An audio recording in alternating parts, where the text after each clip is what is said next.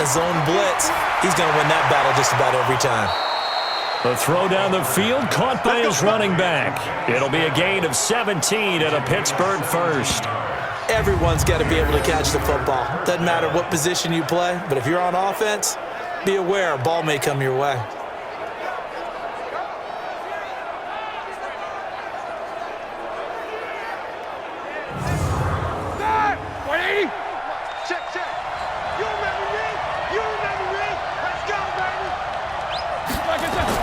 From the red zone now, here's Roethlisberger on first down. Open man here is Gentry.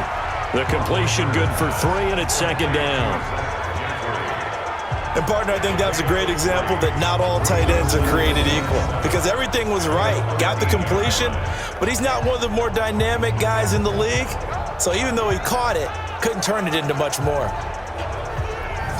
That first down completion only netted him 3. Second and 7.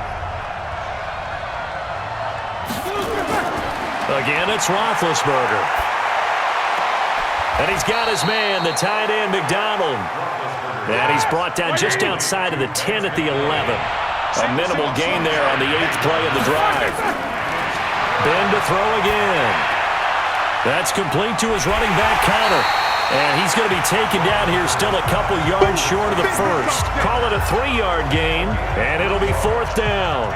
So much about offense is what you call hidden yardage. You know, you throw the ball to someone, they catch it, and then they can make a big play. You know, they create a play, run after catch. They did a really nice job here of limiting that and keeping him from a first down. Yeah, stopped him in his tracks.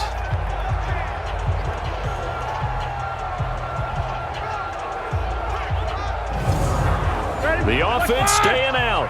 They're going to go on 4th and 2.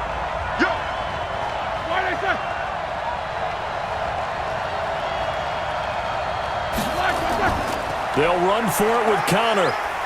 And he has the first down before he's tackled at the 5. Able to convert on 4th to bring up 1st and goal. That's a big 3 yards right there.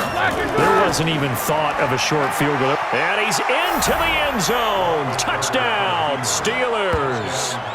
Benny Snell with 2 touchdowns on the season, both in this game, as they can now even this game here in the 4th quarter with the extra point. And Brad, I think we have to look back at the big call to go for it on 4th down. Yeah, that set up everything, and the end result, the short touchdown run. You know, correct me if I'm wrong, I don't think every coach would have gone for it back there. You and I both know every coach would not have gone for it back there, so that's showing a little bit of faith, actually showing a lot of faith in his team, and it was rewarded.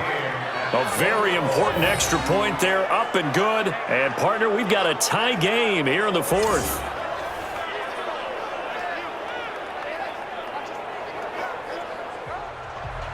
Fitting for what's been a tight ball game. We're all even at 20 now as the kick's away. This is fielded at the chalk of the 10. And nice work on the return as they'll start their drive just past the 30-yard line. Leonard Fournette making his way back out there. He's been a good workhorse. I know we use the word workhorse a lot, but he's been a good workhorse for him in this one. No doubt about it, and there's nothing wrong with that. That's what you're looking for if you're a back, because that means everything's coming together for you. Big guys up front have created space. You've run through it. You've probably gotten some help even from the wide receivers who want to catch passes as opposed to block, but they're helping out too. Yeah, everyone's pitching in. He's had a good game. And he'll be limited to a short gain up to about the 34-yard line. Give him 3 on first down. It'll set up a 2nd and 7. They tried a quick hitter inside, but that one was swallowed up because what they're hoping, those big defensive linemen will take the bait and move laterally and open up a crease that they can run through. Didn't happen on that play.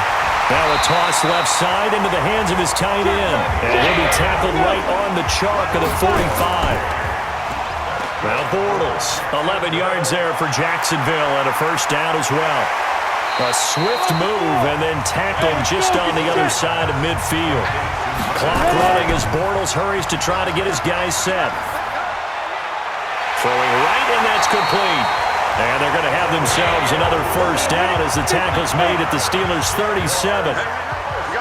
Line of scrimmage, the 37 on 1st and 10. Now Leonard Fournette.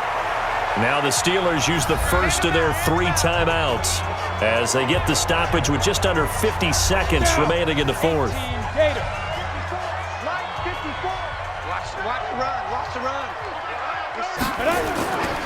Again, it's Fournette.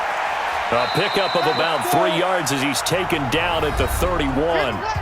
The Steelers signal for the second of their timeouts as the clock will stop with 45 seconds left to go in the game.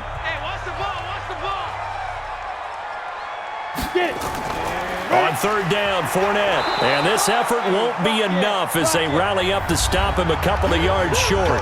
Now the Steelers going to use their third and final timeout as they'll stop it with just over 40 seconds to go in the game. Oh, they get to the football. It's blocked. That was a nicely executed block there, but sometimes it's not just the kicker who feels the pressure in this situation.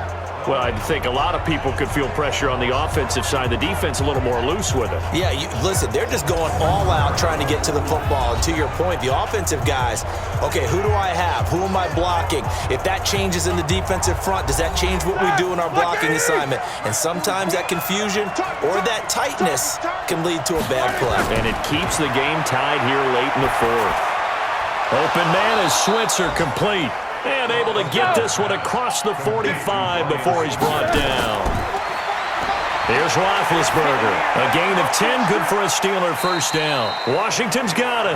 The completion good for 3, and it's second down. That first down completion only netted him 3. Second and 7. Now it's Roethlisberger. Incomplete, and we're down to 8 seconds now. They were trying to go to Brown once again, and now it's third down. They head to the line facing a 3rd and 7 following the incompletion on second down. He wants it all for the end zone. And that'll be incomplete. Well, they took their shot all right, but it comes up empty, and it's 4th down. It's a little teaching moment here. Overtime rules. Remind us how this goes, partner. Okay, so in the past, we had sudden death. First team to score wins, but no longer. Now, if the team receives the ball, scores a touchdown, they win the game. If they kick a field goal, though, or don't score, the other team gets a possession. And after both teams get a possession, then we're into sudden death. First team to score wins the game. Around the NFL, 4th quarter right now in Atlanta. And that one goes the way of the Saints. If they hang on, that would up their win total to 5 on the season so far. Let's go, boys. Let's go. And out now comes Jacksonville as they get ready to go. They control their own destiny here. They have the football in overtime. Obviously, a touchdown would win it. And I think teams around the league are still adjusting to the idea of going downfield, scoring a touchdown wins the game, because they were used to just going downfield and trying to get in field goal range to win a game. Still having to make that transition. Let's face it now, the ones who are doing it best know they need to go down, attack, put the ball in the end zone, and not leave it up to a field goal and give the other team a chance. Yeah, as we said, they control their own destiny now. I know most of the time when the ball's in the air, you're thinking wide receiver, tight end, but running backs, they can be a big part of any passing offense nowadays. And he'll be taken down, but not before they work it across midfield. The catch and run, good for 24 yards. But when you hit him on the move like that, and he's able to get into open field with a full head of steam, oh boy, it's going to be tough to get him down. Yeah, there was a big window. They're lucky they did get him down.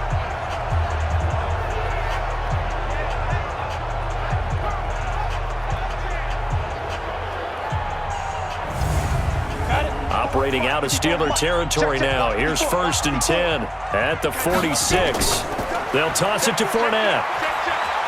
And he's going to get this one down near the 45-yard line. Just a yard on the pickup there, and it'll bring up a 2nd and 9. A fake to Fournette. Now it's Bortles to throw. Rush coming, and he's taken down. Well, nothing takes a start to have a good drive, quite like a big loss on a sack, does it? Now they're looking at a 3rd and long, and suddenly the momentum shifted to the other side of the football. And old Mo is a very, very fickle man.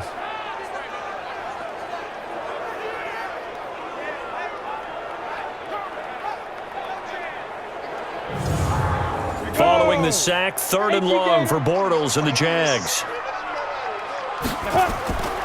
Shotgun now for Bortles. Open man is Westbrook, complete. And he takes this one down almost all the way to the 30. A good pickup there at 22. Well, good start for him under center here in overtime, now 3 of 3. And this is where you have to know who you have playing quarterback. You've got a confident thrower right now, someone who's taking care of the ball, but not being timid as well, and is moving the team downfield. That opens up your playbook and allows you to dial up some big shots if you want them. Line of scrimmage, the 31 now on 1st and 10. Bortles now to throw. And that is incomplete. Showed off the arm strength there, but to no avail. 2nd down. Line of scrimmage, the 31 as they line up 2nd and 10. They go back to the ground now with Fournette.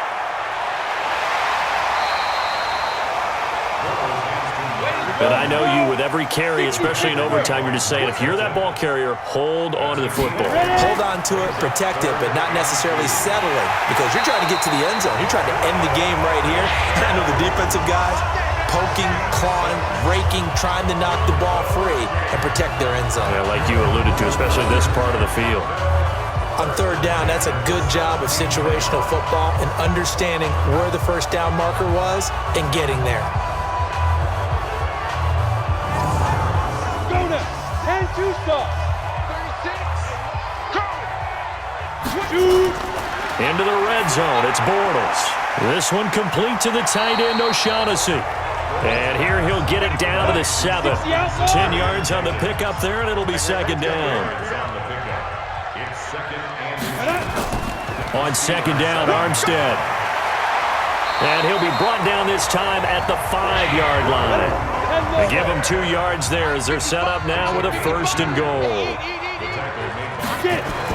Bortles going to throw. Under pressure now, and he's going to go down. Sacked back around the 8. On any 1st and goal, the real estate to work with for the offense is really cut down, and the defense knows it. So they often bring heat and pressure, which they did on this play. Got him down for a loss. Not a big one, but any loss of yardage in this position is tough for an offense.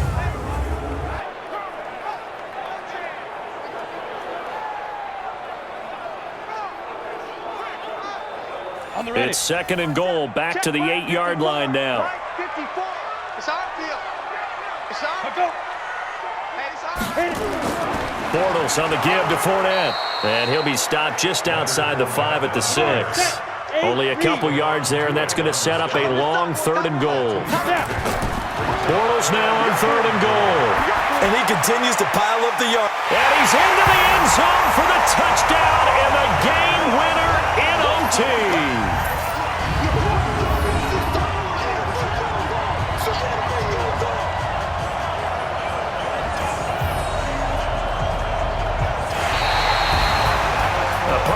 Game that we got to see and making it extra special. Not only did I get 4 quarters with you in this one, I got some overtime, a little whipped cream on top.